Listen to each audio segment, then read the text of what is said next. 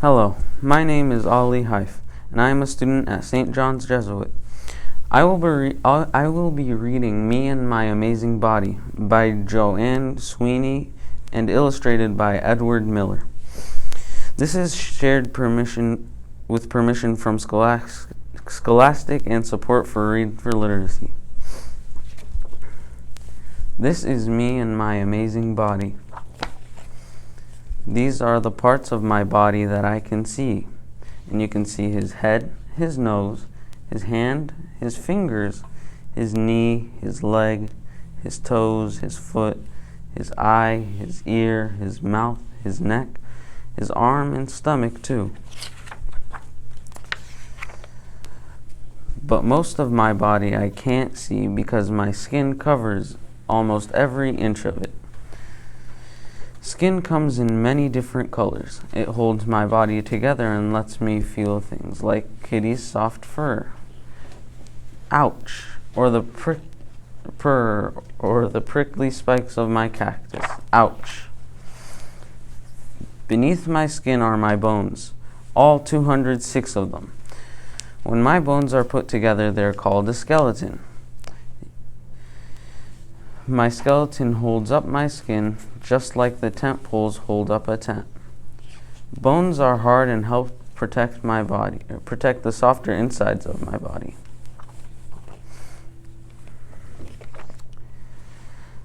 Attached to my bones are my muscles. My body has more than 600. They stretch and shrink like rubber bands.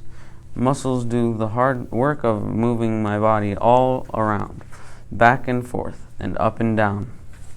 And you can see his muscles. I even use my muscles when I smile, and you can see him smiling and moving his arms and legs up and down. My muscles move because my brain tells them to. My brain is the boss of my body, and it lets me think my own special thoughts. It's so important that it has its own safe place in my head, inside a very hard bone called my skull. And you can see his skull and his brain. My brain sends and receives messages from all parts of my body. You can see his brain sending things to his ears, his nose, his mouth, his hand, his heart, and his stomach. My body and my brain need lots of energy to work well. They get energy from my blood. My blood travels all over my body through special tubes called veins and arteries. And you can see all the veins and arteries throughout his body. Blood contains oxygen from the air and nourishment from the food that I eat. If I cut or scrape my skin and it bleeds, don't worry, my body is always making more blood. My blood can't move through my body all by itself. It needs my heart, a group of strong muscles in my chest to move it. My heart is like my own little engine, and you can see his heart in the middle of his chest. It pumps blood through my body all the time, even when I'm sleeping. If I put my hand on my chest, I can feel my heart beating. I can also feel my lungs working when I breathe in deep. My lungs will fill with fresh air like balloons and send the parts of air that I need, the oxygen, into my body, my blood. And you can see his lungs and his windpipe, and his lungs are holding in the air.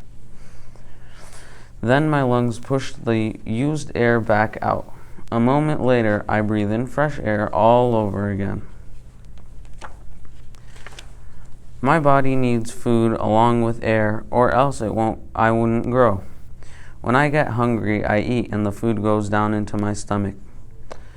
And you can see him eating, and the food is going into his stomach. After I eat, my stomach mashes the food into very tiny pieces. Then my body takes what it needs for energy and growth and gets rid of whatever it doesn't need.